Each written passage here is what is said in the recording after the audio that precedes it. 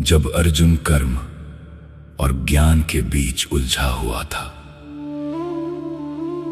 तब श्री कृष्ण उसे एक और गहरा रहस्य बताते हैं। एक ऐसा ज्ञान जो समय से परे है।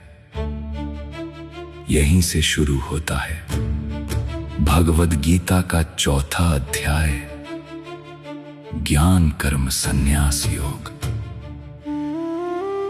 श्री कृष्ण कहते हैं, ये ज्ञान कोई नया नहीं है। मैंने इसे प्राचीन काल में सूर्य देव को बताया था, और वही ज्ञान गुरु शिष्य परंपरा से आगे बढ़ता रहा। लेकिन समय के साथ ये ज्ञान खो गया, और आज मैं वही ज्ञान तुम्हें दे रहा हूं। अर्जुन आश्चर्य से पूछता है, आप तो अभी हैं और सूर्य देव बहुत पहले हुए, तो आपने उन्हें ये ज्ञान कैसे दिया?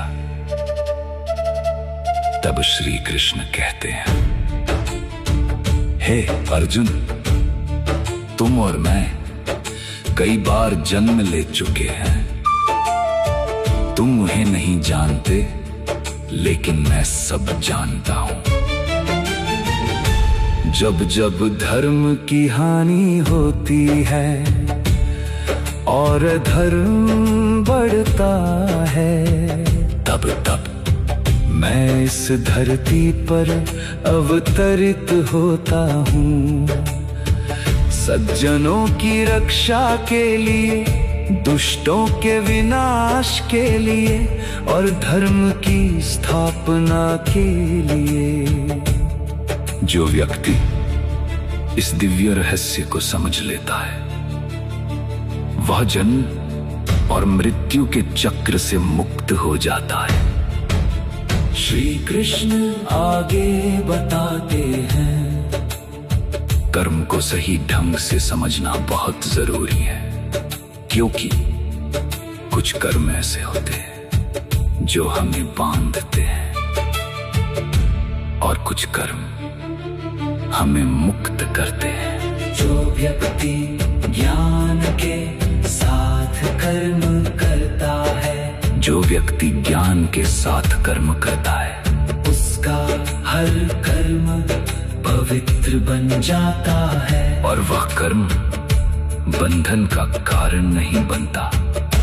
श्री कृष्ण कहते हैं, ज्ञान की अग्नि सभी कर्मों को जला देती है, जैसे आग लकड़ी को भस्म कर देती है।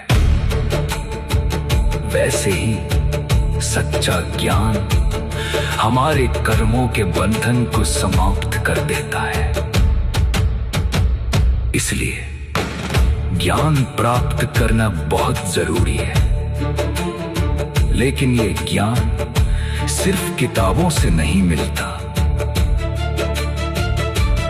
ये मिलता है एक सच्चे गुरु से, जो विनम्रता से, सेवा और श्रद्धा के साथ ज्ञान प्राप्त करता है। वही व्यक्ति सत्य को समझ पाता है, और जब वो सत्य को जान लेता है, तो उसका जीवन बदल जाता है। ये अध्याय हमें सिखाता है ज्ञान का महत्व, कर्म का सही अर्थ और ईश्वर के अवतार का रहस्य। जब हम ज्ञान और कर्म को साथ लेकर चलते हैं, तो जीवन में संतुलन और शांति दोनों मिलते हैं। तो आइए इस दिव्य ज्ञान को अपनाएं। अगले अध्याय में